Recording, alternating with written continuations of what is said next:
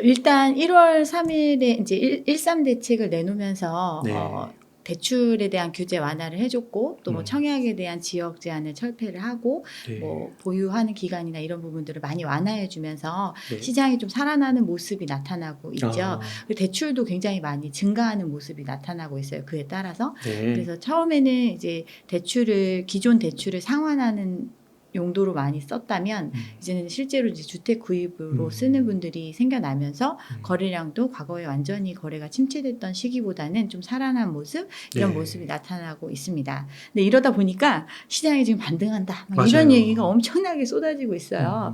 근데 뭐 시장이 반등한다기보다는 이제 금매 위주로 좀 소진되는 형태 이게 나타나고는 있지만 좀 제가 보기에는 한길 상황을 보이고 있다. 저는 그렇게 판단을 하고 있습니다. 아, 그렇군요. 그러니까 실제로 저도 이렇게 좀 봤더니 서울에 몇몇 곳은 오르는 것 같고 또 대부분은 또 안 오르는 것 같기도 하고 그러더라고요. 일단 거래량 자체가 과거에 이제 폭발적인 거래량을 보이던 시기 네. 또는 이제 평균 대비해서 그렇게 많이 올라간 형태는 아니고 또 지금 거래가 올라가게 된 원인을 생각을 해보면 그 전까지는 완전히 꽁꽁 얼어붙었던 거래 상황이었잖아요. 네. 그러다가 이제 규제 완화책이 발표가 되고 난 이후에 이제 거래량이 조금씩 올라오기 시작을 했고 그 올라온 거래량이 사실은 이제 거기서 더 치고 올라가는 모습이 나타나는 건 아니고 네. 그냥 그 정도 수준에서 지금 유지되는 지금 이런 모습을 보이고 있는 상태인데 가격이라는 게 그렇게 생각을 하시면 될 것 같아요. 거래가 이루어지는 경우가 있을 수 있죠. 네. 금매 위주로 소진이 되고 가장 낮은 금매가 먼저 팔리는 현상이 일어날 거고 네.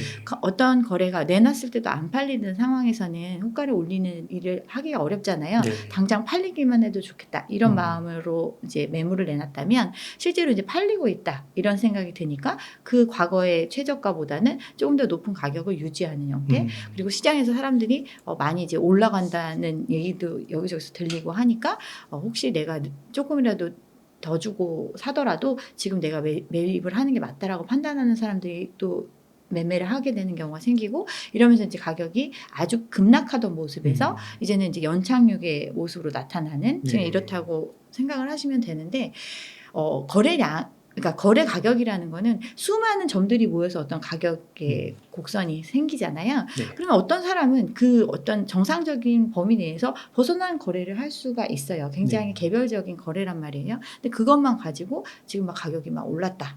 또는 이제 계속 상승하는 장이다 이렇게 판단하기는 좀 어렵다고 생각을 합니다. 약간의 데드캣 바운스 좀 이런 모습이라고 판단하시면 될 것 같습니다. 그러면은 이렇게 한번 올랐다가 한 번 더 떨어지는 약간 더블 딥 현상처럼 보시는 건가요? 일단은 특별히 오를 만한 요인이 없는 거죠.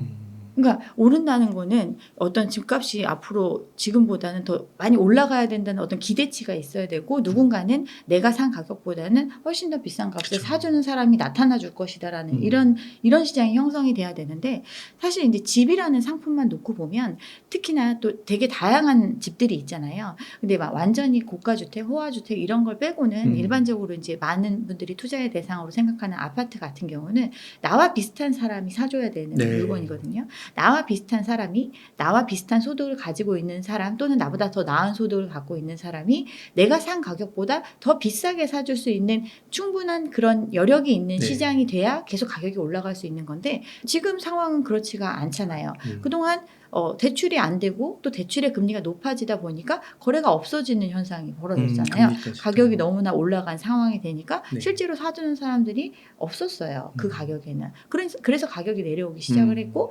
그런 상황이 계속 유지되다가 다시 대출을 해주니까 그러니까 어떤 내가 나보다 더 나은 돈을 이렇게 모아놓은 사람들이 많아서 이걸 막 사주는 시장이 아니라는 게 여실히 보여지는 거거든요. 그렇기 때문에 상승에 대한 기대는 있겠지만 희망이 아닐까 생각을 합니다. 그러니까 약간 혹자분들은 이게 네. 정부가 약간 집값을 잡는다고는 하는데 오히려 좀 부양 쪽으로 가는 게 아닌가, 받치는 쪽으로 가는 게 아닌가 그런 의심도 하더라고요. 진짜 대출도 말씀해 주셨지만 그 대출량도 어마어마했고 조건도 너무 좋았잖아요. 네네.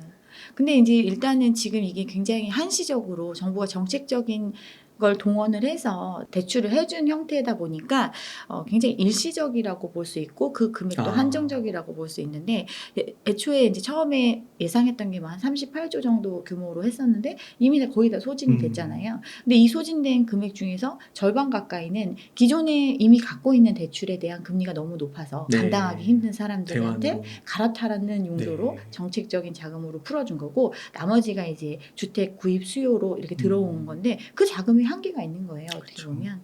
근데 이제 전문가분들이 이제 요즘에 막 반등한다고 막 이런 음. 얘기들을 많이 하셔가지고 그래서 이제 아무래도 실수요자라든가 또 내 집 마련에 대해서 굉장히 절실하게 생각하시는 분들 이런 분들이 좀 동요되는 현상. 그러니까요. 이런 것 역전세도 막아준다는 것 같고 대출도 막 더해주잖아요. 네네네. 그러니까 그런 거 보면은 좀 이렇게 정부의 정말 의지가 뭘까 한번 생각해 보게 되는데 혹자분들은 또 그러시더라고요. 내년 선거가 있기 전까지는 집값 떨어지기는 쉽지 않을 거다.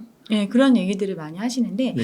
이게 이제 부동산 특히나 집 같은 거는 그 주식하고 틀려요. 네. 매입을 하실 때는 굉장히 이제 큰 결심을 하고 매입을 하고 또 물건이 나오면 바로 살 수 있는 상태지만 이게 팔려고 들 때는 네. 굉장히 오랜 기간이 소요될 어. 수 있는 물건이거든요. 네. 어떤 시장의 변화가 느껴진다 하더라도 그 상황에서 바로 빠져나올 수 있는 상품이 아니에요. 네. 그렇기 때문에 굉장히 신중해야 되는 부분이 있는데도 불구하고 지금 일시적으로 금리가 좀 내려가는 모습이 나타났다라고 판단이 되고 또는 정책 자금을 활용하면 예전과 비슷한 금리를 이용할 수 있다.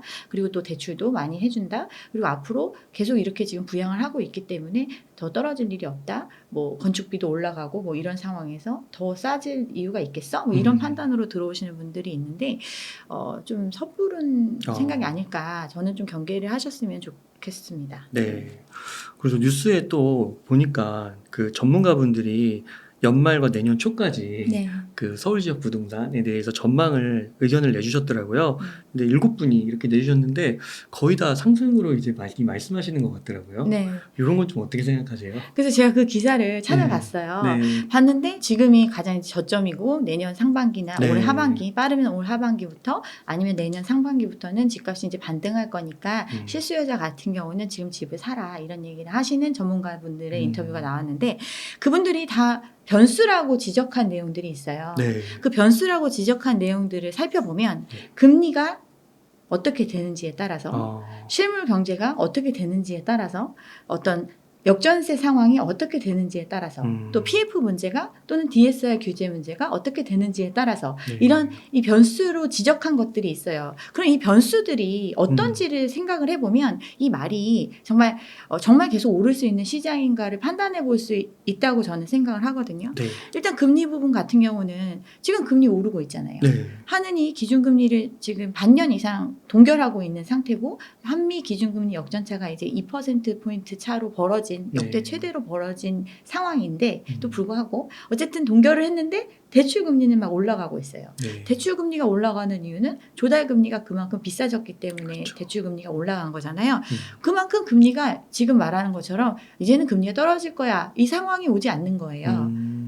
이게 변수잖아요. 전문가들이 조건을 건 게. 네, 조건을 건 것들이. 네, 그러네요. 네, 금리가 이제 지금보다 더 오르지 않고 그냥 안정적으로 갈 것이다라는 전제하에 오를 것이다. 이렇게 얘기를 하지만 금리는 올라갈 수 있는 요인이 더 크게 있는 시장이에요. 네.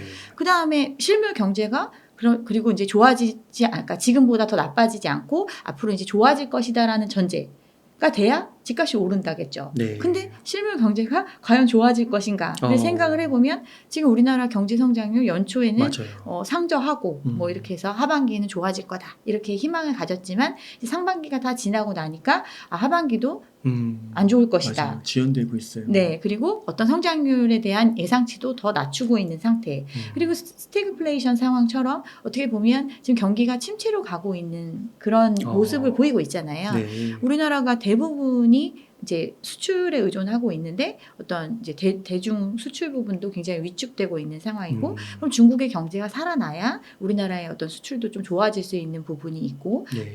또 중국에서 지금 어떤 중간재 수요가 살아나서 우리한테 많은 물건을 수입하려고 하는 그런 시장이 돼줘야 우리도 좋아질 수 있는데 이런 부분에 있어서 과연 그렇게 희망적으로 볼 수 있느냐 이런 문제들이 있고 지금 뭐 많이들 체감하고 계실 거예요. 이런 실물 경제가 그럼 더 나빠지지 않는다. 또는 앞으로 좋아질 거다라는 전제에 집값이 오를 것이다. 그쵸. 이런 얘기인데 이런 걸 보면 이제 이것도 퀘스천 맞네요. 마크인 거죠. 그리고 이제 전세의 문제도 네. 역전세 문제가 지금 굉장히 심각하단 말이에요. 역전세 문제가 심각한 거는 시장에 전세금을 돌려줄 능력이 없는 사람들이 집을 가지고 있는 거예요. 이 자산을 처분하지 않으면 네. 이 돈을 돌려줄 수가 없어요, 당장. 그죠? 모든 사람들이 역전세에 처한 사람들은 자금 경색 상황에 온 거예요. 네. 그럼 이 상황이 해결이 됐느냐? 해결책이 개인이 개인한테 빌린 돈을 못 갚으니까 정부가 맞아요. DSR 규제를 완화해줘서 음. 역전세 문제를 일시적으로 넘기게끔 맞아요. 대출을 더해줘라 이렇게 바꾼 거잖아요. 대출을 더해서 푸는 거예요. 네. 돈을 갚을 능력이 없는 사람한테 추가적인 대출을 더 해주면서 위험해 보이는데요. 이 상황을 연장해주고 있는 거지. 이 상황의 근본적인 문제를 해결하려면 돈을 마련해야 되는 거거든요. 그렇죠. 근데 그거는 방법이 없어요. 누가 빌려주지 않으면. 이게 현 상황이거든요. 네. 이런 문제를 봤을 때 역전세 문제가 그래서 사그라들고, 그러니까 누구도 돈을 더 요구하지 않고 예전 전세값만큼 살아주는 사람들이 충분한 수요가 있는 시장으로 되돌아갈 것이다. 그 역전세 문제가 없는 시장이잖아요. 맞아요. 근데 그런 시장이 아니잖아요. 음. 근데 이 문제를 이제 조건으로 변수로 생각을 하고 있단 말이에요. 다 그래요. 오른다고 이야기하시는 분들이 이걸 봐도 좀 그런 거예요. 음. 그러니까 이런 또 PF 부실 문제나 DSR 규제 완화 부분이 있는데 PF 부실 문제는 사실은 PF 시장 자체도 부동산 시장이 활황이 돼야 이 시장도 좋아질 수 있는 부분이고 네. 그래야 이제 사업이 계속 진행이 되면서 이 사업에 대한 사업성이 확실해지고 또 이 사업에 돈을 빌려줄 수 있는 사람이 많아지는 시장이 돼야 되는데 네. 지금은 시장에 돈이 마르고 있는 상황인데 PF 시장이 그럼 과연 계속 견조하게 갈 수 있느냐 이거에 대해서도 의문스러운 상황이거든요. 이렇게 집값이 상승한다고 전망하시는 전문가분들이 변수라고 내걸고 있는 조건들 자체가 굉장히 부정적이라는 네. 거죠. 그러니까 그래서 이게 정말 과연 내년에 반등할 수 있을까에 대해서는 저는 굉장히 회의적으로 봅니다. 네. 이 기사에 이런 조건들이 나와 있었군요. 네네. 기사를 꼼꼼히 읽어봐야겠네요. 네. 지금 말씀해주신 대로 하나하나 이렇게 조목조목 얘기해주시는 것들이 조건이라고 한다면 이게 전제가 깨지면 그렇죠. 이게 오를 수가 없다는 건데 오르기 쉽지 않을 것 같기도 한데요. 네. 그러네요. 그러니까 잠깐 뭐 올랐을 수는 있는데 여기서 또 매수세가 안 붙으면 말씀하신 대로 여력이 있는 사람이 없어서 안 붙으면 가격이 또 이제 급매 수준으로 내려갈 수밖에 없는 거잖아요. 그렇죠. 시장이 결국은 시장에 돈이 없어지는 시장이고 이 부동산 시장이 계속 가격이 오르려면 부동산 시장으로 계속해서 끊임없이 돈이 들어와 줘야 되는 구조여야 되는데 네. 돈을 공급할 사람이 없는 거예요. 그러네요. 가게가 공급을 해야 되는데. 그래서 이런 어떤 뭐 지금 전문가분들이 뭐 집값이 오른다라고 이야기를 하지만 과연 그럴 수 있을까 냉정하게 생각을 해보면 아니라는 쪽에 더 의견이 이제 기울어지게 되는 거죠. 그렇군요. 간평사님께서 현장에 많이 계신데 네. 혹시 현장에서 뭐 이렇게 아주 공개적으로 말을 못하더라도 이렇게 분위기 뭐 그런 게 조금 있는 게 있나요? 느껴지시는 게?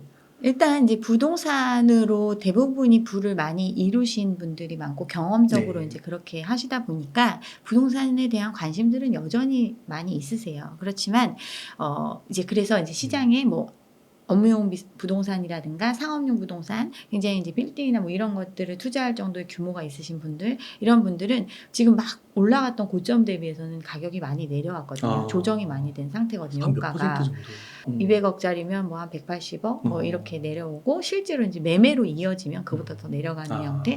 그러니까 사실은 이제 그분들이 느끼기에는 이제 어느 정도 이 가격이 좀 내려갔다라고 생각하시는 분들이 있고 이제 그런 분들이 매수하는 경우도 있지만 이 매수 물량 자체가 굉장히 많이 줄어든 상황이고 관망하시는 분들이 많이 있고 집을 매도하신 분들도 많이 있으세요. 네. 그러니까 집을 매도한다는 게 본인이 거주 목적으로 살고 있는 집을 매도한다기보다는 이제 투자 목적으로 샀던 부분들을 사실은 이렇게 지금 이제 어떻게 보면 꺼졌다가 다시 좀 올라간다고 이야기하는 시장까지 갖고 있지 않아요. 이미 이전에 정리를 하시고 뭐 국채에 투자한다든가 뭐 이런 다른 쪽으로 조금 이제 하고 계시는 이런 상태라고 보여집니다. 네, 혹시 그런 분들도 있나요? 이렇게 잠깐 올랐을 때 이때 좀 급하게 이제 물건을 팔려고 하는 거죠. 물건 내놔가지고.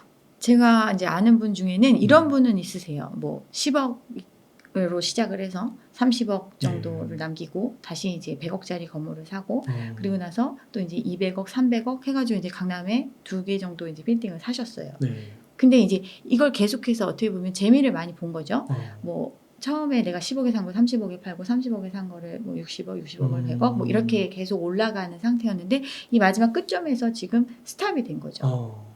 그런데 이제 규모가 커지다 보니까 대출의 규모도 레버리지를 많이 활용을 네. 하잖아요. 그러면 그 대출의 규모도 크고 그 절대적인 금액이 감당이 안 되는 상황이 맞닥뜨려졌는데 이제 매도가 쉽지 않은 네. 거죠. 그러다 보니까 이제 회생 파산을 지금 고민하고 계시는. 그래요. 사실은 강남에 빌딩 2개면 누가 회생 파산을 할까 이런 생각이 들겠지만 그렇죠. 실제로 이제 그런 일들이 벌어지고 아. 있다. 네, 이렇게 생각하시면 될 것 아, 같습니다. 그렇군요. 네. 그래서 지금의 이런 상승세가 진짜 연초와 다르게 막 손바닥 뒤집듯 상승세로 돌아섰다 얘기하는데 이게 또 손바닥 뒤집듯 또 바뀔 수도 있는 거고요. 이게 만약에 정말 상승세로 돌아섰고 시장이 정말 여력이 있고 어떤 집을 당장이라도 난 집을 살 수 있는 사람들이 많다면 네. 이게 막 무섭게 치고 올라가겠죠. 네. 그 우리가 과거에 경험을 했잖아요. 네. 그렇지 않은 시장이에요. 그리고 서울 수도권의 주요 지역이 그렇게 올라갔으면 다른 지역들도 따라서 올라가는 흐름도 좀 나타날 거고. 그런데 지금 그렇지 않잖아요. 맞죠. 네. 네. 아, 그렇군요. 지금 가계부채 문제는 정말 오랫동안 이야기를 해왔는데 네. 지금은 이제 한은에서 경고의 메시지를 내고 있잖아요. 지금 감당할 수 있는 임계점을 거의 지나쳤다는 얘기를 하고 있는데 네. 이미 지나친 지 오래라고 저는 생각을 네. 해요. 왜냐하면 계속해서 어떤 부채 문제가 터지려고 할 때마다 계속적으로 정책적으로 지금 선제적인 대응을 해가면서 이 부채 문제를 막고 있잖아요. 막고 있는 상태니까 안 터지고 있는 지금 이걸 하고 있는데 연명하고 있는 정도지 네. 실제로는 그때도 뭐 1,500조 규모의 가계부채일 때도 1,700조 규모의 가계부채일 때도 지금 이제 2,000조 가까이 됐는데 이 정도 규모일 때도 어차피 갚을 능력들이 없어요. 네. 갚을 생각들이 없잖아요. 뭐냐면 대부분은 내가 레버리지를 이용해서 당장에 이자만 잠깐 부담을 하고 있다가 나중에 이걸 비싸게 처분을 해서 네. 이걸 모든 걸 정리할 수 있다. 즉 자산의 처분을 통해서만이 어떤 빚을 청산할 수 있는 구조. 즉 자산의 가격이 높은 가격을 유지해 줘야만 네. 이 대출을 상환할 수 있는 구조예요. 네. 근데 이 자산의 가격이 지금 계속 유지될 수 있을 이게 역설적으로 말하면 그럼 누군가 새롭게 돈을 이 빚이 그렇죠. 아니더라도 맞아요. 새로운 돈을 쏟아 넣어줄 수 있는 시장이어야 되는데 아니잖아요. 우리가 이게 가계부채를 감당할 수 있느냐 없느냐를 판단하는 거는 뭐 지금 이제 가계부채 부분이 문제가 심각하다 이야기를 하는 게 우리나라 같은 경우는 지금 GDP 대비해서 105% 수준의 가계부채잖아요. 네. 그리고 이게 뭐 전세 보증금까지 포함하면 뭐 200% 가까이 OECD 1위라고 이야기를 하고 있고 또 더 중요한 건 가처분 소득 대비해서는 그러면 부채가 어느 정도 되느냐 이게 정상적인 수준이냐를 봤을 때 우리나라 같은 경우는 가처분 소득 대비해서 200% 2배 정도의 빚을 지고 있는 상태거든요. 계속 벌어서 그러니까 모을 수 있는 돈을 다 쏟아부어도 이 빚을 청산할 수가 없는 구조인 거죠. 근데 다른 나라들 같은 경우는 이제 선진국 평균 130% 정도, 미국 같은 경우는 미국은 100% 정도 되거든요. 미국 대비해서 한 2배 정도의 부채 규모를 그러니까 우리 살림살이 대비해서 그 정도를 지고 있는 거예요. 네.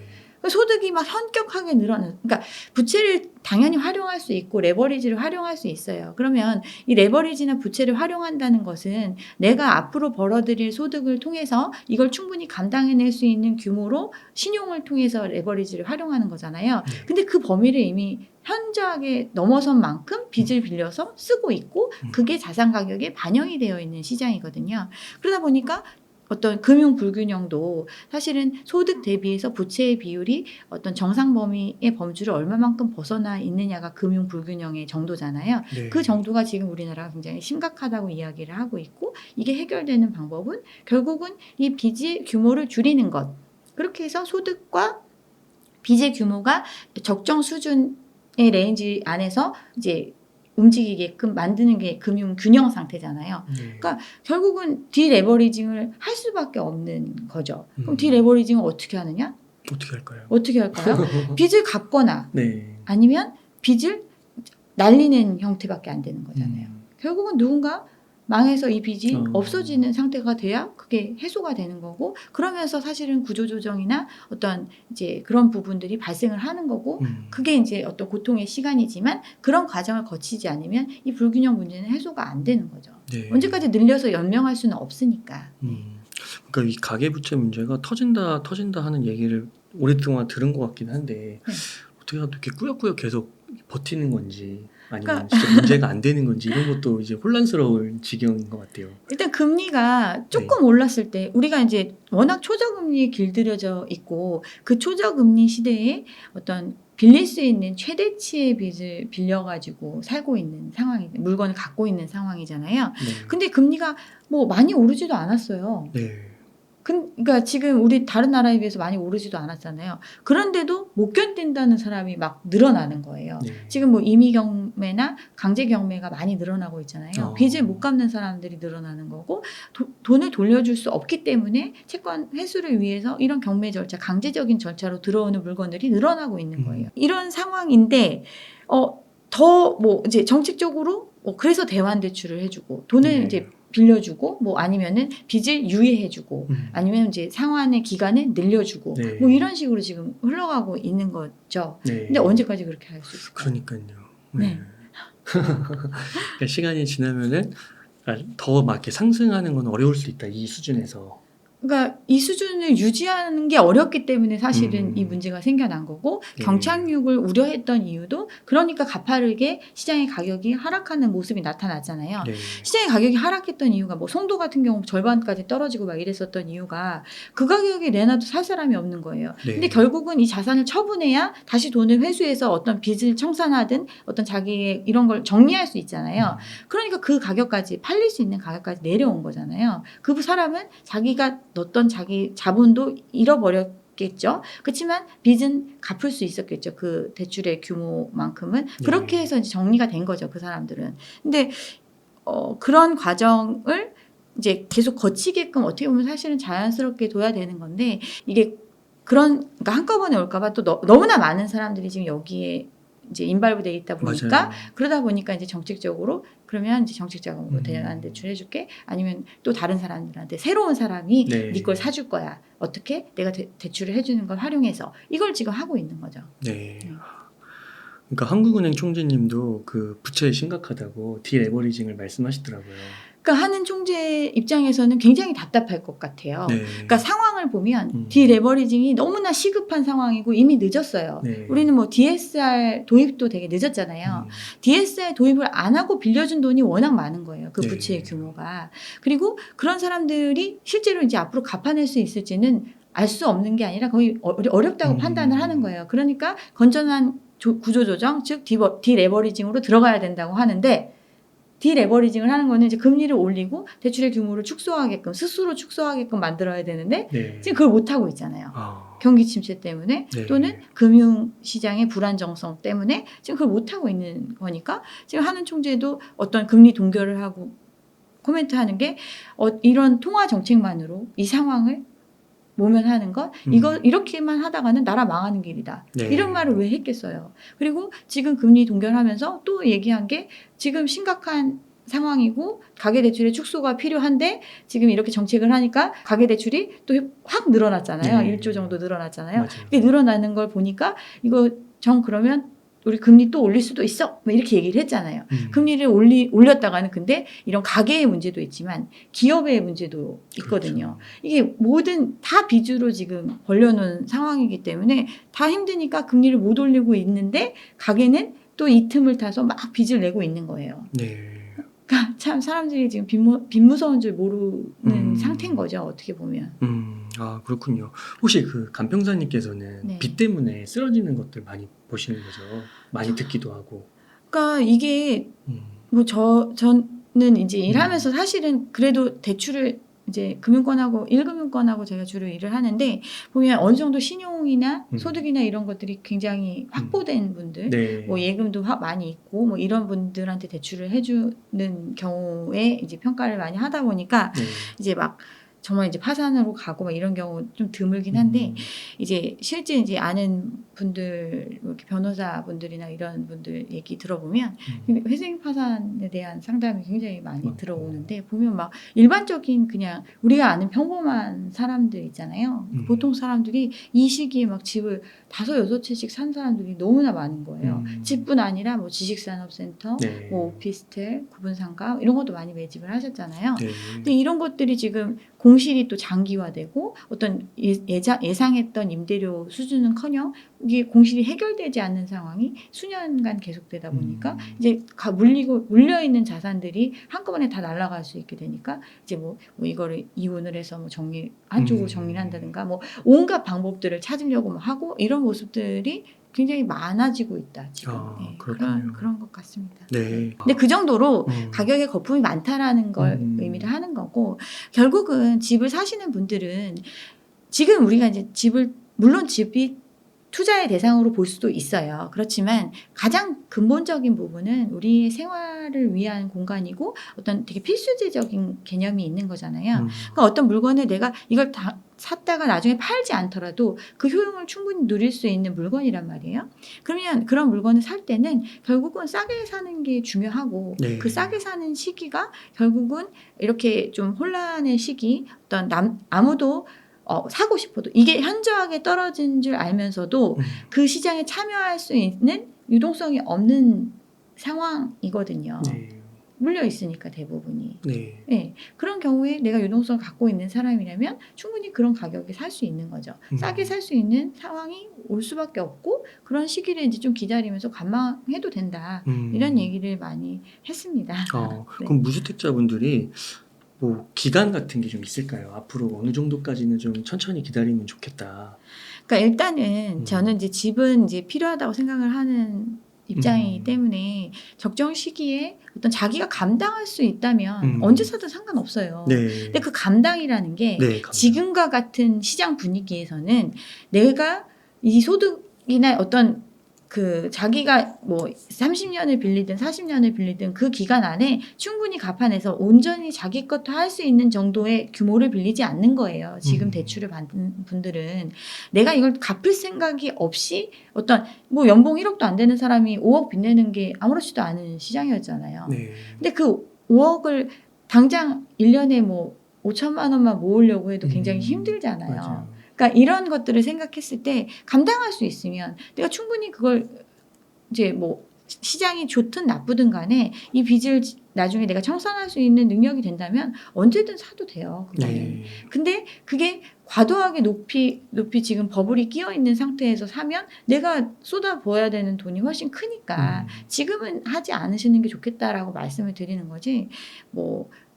돈 잘 버시는 분들이 그런 분들이 거래를 하실 수 있잖아요. 뭐 이렇게 뭐 유튜브 하셔가지고 네. 뭐 돈을 많이 버셨는데 집을 사고 싶다. 당장 나는 이 돈을 활용해서 집을 살 수 있고 이거 충분히 능력이 된다. 살 수 있는 거예요. 네. 그 아까 부동산 7인 그 네. 기사에서 네. 어떤 전문가분께서는 이렇게 얘기하시더라고요. 고점 대비 한 30% 빠지고 네. 자기 자본율이 한 60%.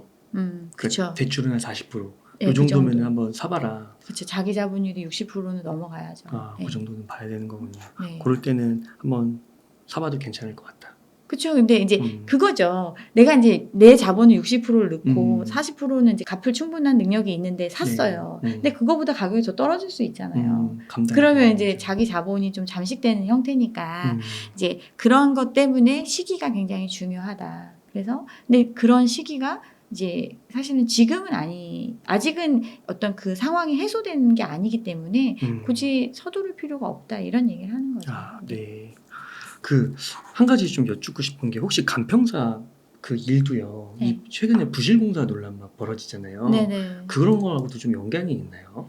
근데 저희는 사실은 네. 직접 어떤 시공을 하고 뭐 이런 일을 하는 건 아니기 때문에 네. 제가 어디서 이제 이런 질문을 받았다가 얘기를 네. 했는데 이제 뭐 감리하시는 분들이나 실제 공사 시공에 종사하시는 네. 분들이 이제 얘기를 하셔가지고 좀 말을 아끼고 싶은 부분이 있지만 이제 아무래도 이제 부동산 쪽에 일을 하다 보면 두루두루 얘기를 많이 듣게 되고 알게 되잖아요. 네. 근데 그런 부분에 있어서는 이제 부실공사 논란은 사실은 계속해서 있었던 문제라고 저는 생각을 해요. 네.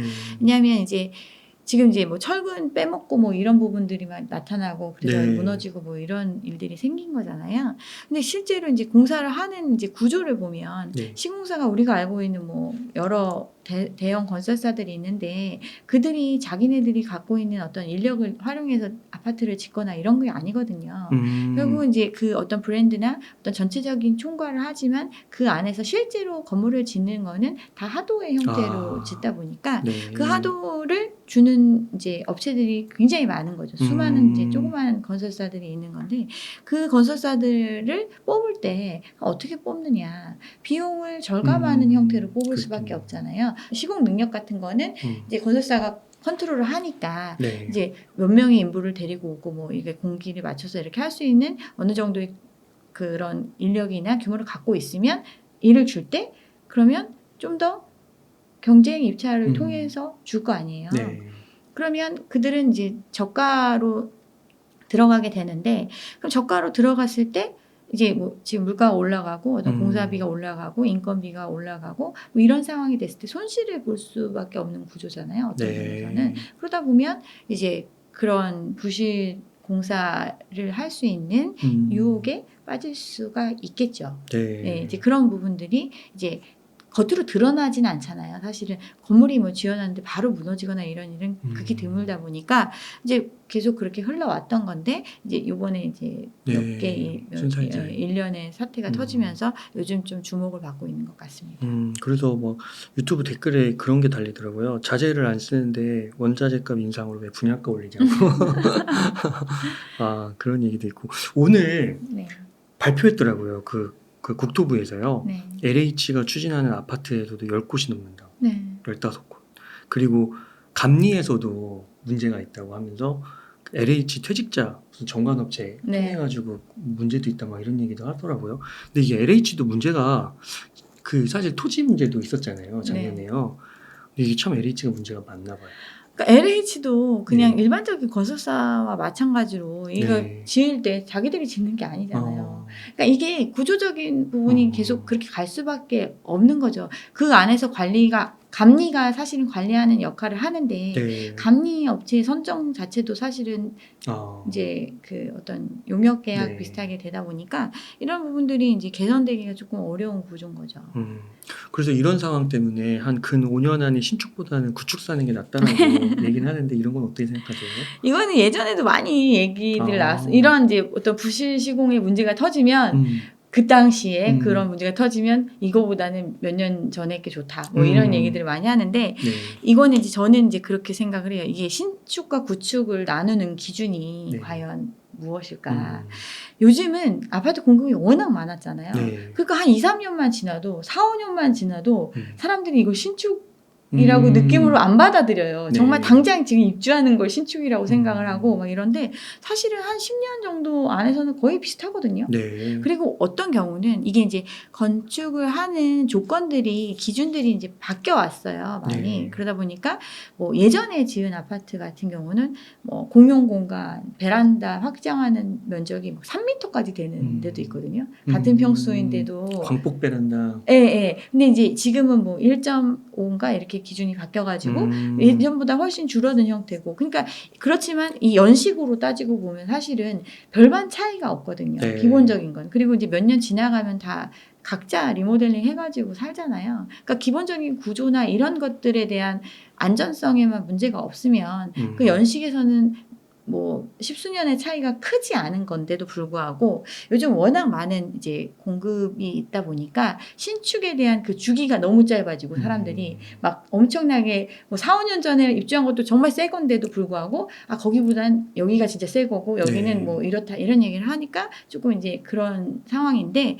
이런 시장에서 그래서 이제 뭐 분양을 받는 게 무조건 더 비싸야 된다. 분양가가 이제 계속 뭐 내려올 수 없다 이런 얘기들을 많이 하는데 그러면 구축의 가격들 또는 준신축의 가격들이 시장에 안정되는 상황이 오면 훨씬 더 매력적인 가격으로 형성될 수 있거든요. 근데 그게 뭐 몇 년의 차이 때문에 뭐 그 선택을 꼭 무조건 신축이어야 돼 이런 것보다는 그 신축과 구축의 차이점보다는 실제 위치라든가 어떤 그 단지의 규모 뭐 이런 것들을 더 고려해서 좀 내 집 마련하시는데 판단하시면 좋을 것 같다는 생각을 했어요. 이 질문을 보고서. 네, 그러니까 비싼 돈을 내는데 네. 이렇게 집은 또 계속 매일매일 거주해야 되는 곳이고 네. 잠을 자고 쉬어야 될 공간인데 이런 문제가 있으면 너무 속상할 것 같아요. 그렇죠. 이게 음. 그리고 그 사실은 이제 대기업에서 짓는 그 브랜드 아파트들 하자 보수 기간도 있고 막 이런 게 있잖아요. 네. 근데 이게 자기가 생활하는 공간에서 어떤 문제가 발생했을 때 받는 스트레스가 정말 장난 아니거든요. 그러니까요. 근데 이게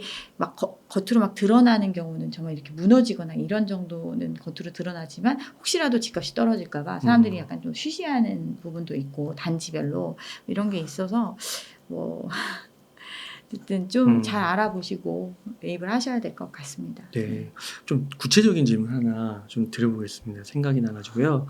그 분양하는 아파트 중에 구이동에 그 네. 이스트폴하고 광명도 나오는 거 있잖아요. 네. 근데 그 가격이 구이동은 15억이고 광명은 12, 13억이더라고요. 분양가가. 네.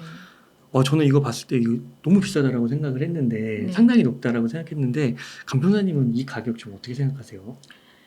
그러니까 지금 이제 이 구이동 어느 게 높다고 생각하세요? 광명께 너무 비싸다? 구이동도 15억 너무 비싼 것 같고 광명도 와 이게 12억 13억 이게 이걸로 분양가가 나왔다는 건데 네. 이게 12억 13억 그냥 절대액이 너무 큰 것 같아가지고 그렇죠. 근데 네. 절대액이 너무 큰데도 불구하고 사람들이 이걸 분양받아서 또 추가로 더 오를 것이다라고 생각하면서 분양을 받잖아요. 그러니까요. 네. 이런 시장이었어요. 이 분양가가 사실은 최근 그 부동산 가격 상승기 동안에 네.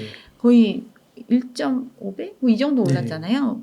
굉장히 많이 올라간 거거든요. 근데 분양가가 올라간 게 뭐 건축 자재비가 많이 올랐다 이런 얘기를 하지만 실질적으로는 이 분양가를 구성하는 것 중에서 가장 큰 부분이 땅값이거든요. 네. 가만히 있는 땅이 엄청나게 올라갔다고 하면서 가격이 올라간 거예요. 어떻게 보면. 근데 그걸 이제 지금 사람들은 또 다른 어떤 프리미엄이 있을 것이다. 아니면 이거보다 앞으로 더 올라갈 거니까 늦기 전에 사야 된다. 이런 마음으로 지금 사고 있는데 이걸 샀을 때 이 자금을 사실은 거의 대부분 감당이 안 되는 사람들이 분양을 받아 오고 있는 거죠. 현재까지. 지금 이제 입주하는 올해 하반기에 이제 서울의 아파트 입주 물량이 굉장히 많은데 이 입주 물량들 때문에 지금 전세 대란이 올 거라는 또 얘기도 있잖아요. 네. 2만 가구 정도 입주를 하니까. 근데 분양가 자체는 과거에 2, 3년 전에 분양한 것들이니까 지금 말하는 분양가보다는 훨씬 낮은 금액에 분양을 했을 거 아니에요. 강남 같은 경우도 뭐 15억, 16억 뭐 이 정도에 분양을 했었으니까.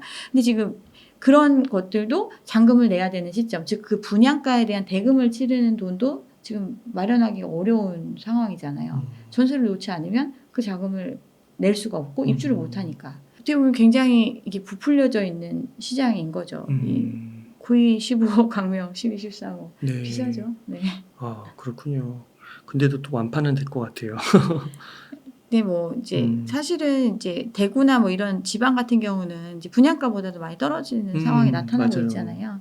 아직도 사람들은 어떤 집값에 대한 기대와 희망을 버리지 않고 있기 때문에 이게 뭐 더 오를 것이다. 분양가보다 최소 분양가가 어떤 바닥을 지켜줄 것이다. 이런 믿음들이 있지만 실제 그렇지 않은 상황이 올 수도 있었고 과거에도 있었고 뭐 이런 걸 생각을 하시면 청약에 대해서도 고민해 볼 필요가 있다고 생각합니다. 그 대구는 진짜 분양할 때 미분양도 나고 되게 좋은 입지의 아파트인데 그 할인 분양도 해주더라고요. 네. 중도금 대출 무이자도 하고 막 백도 주고 그러더라고요. 네. 명품백. 네. 근데 이게 서울에서도 수도권 주요 지역에서도 벌어질 수 있는 미래의 모습이라고 보세요. 그렇죠. 이게 그러니까 서울의 아파트 가격이 아주 현저하게 매력적이지 않으면 사실은 팔리지 않는 시장이 올 수밖에 없는 게 일단 절대 금액이 지금 느끼시기에도 굉장히 비싸잖아요. 그러니까요. 근데 사람들이 지금 이제 그렇게 생각을 안 하는 거죠. 그만큼 우리의 소득이 늘었나? 이런 건 잘 모르겠어요. 그만큼 소득이 늘진 않았죠. 이제 그 GDP 같은 경우는 뭐 한 20%, 30% 정도 이상 올랐는데 집값은 뭐 2배 넘게 올랐으니까. 네. 네, 그렇군요. 그러면은 그 한 가지 이제 마지막으로 좀 질문을 드리고 싶은 게 그 앞으로 좀 그 한국은행 총재님도 얘기하시는 게 우리나라 이제 저성장 구조가 좀 고착될 거라고 얘기하고 또 인구 문제도 있잖아요. 네.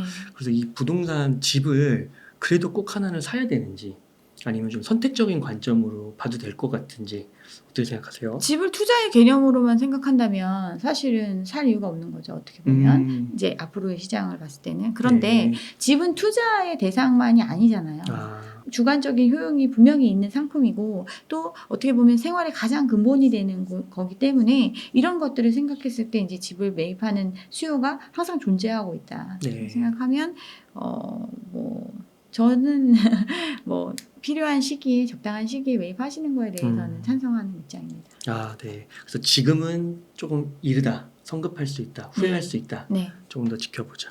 네, 감사합니다. 그러면은 간평사님 끝으로 시청자님들께 좀 하고 싶으신 말씀이나 강조하고 싶으신 말씀 있다면 부탁드리겠습니다. 일단은 저는 굉장히 많이 이런 얘기를 했고 오랫동안 이야기를 해가지고 좀 많은 분들한테 욕도 먹고 뭐 그러긴 하는데 제가 이렇게까지 이야기를 하는 이유는 집을 마련하는 데 있어서 너무나 큰 부담을 지고 어떤 선택을 했을 때 그에 따르는 고통의 대가가 너무나 크기 때문에 한 번쯤 더 생각해보고 좀 더 시장을 냉정하게 바라봐서 그 현명한 선택을 하시는 분들이 또 늘어나야 어떤 시장도 정상으로 갈 수 있는 거라고 생각을 하기 때문에 이런 얘기를 하고 있는데 네. 정말 어려운 시기가 올 것 같으니까 좀 관망하셨으면 좋겠습니다. 네. 관망을 좀. 이렇게 해서 리얼아이 박감사TV의 박은정 간평사님을 모시고 이야기를 나눠봤습니다. 긴 시간 동안 유익한 인사이트 많이 나눠주셔서 감사의 말씀드립니다. 오늘 고생 많으셨습니다. 네, 감사합니다.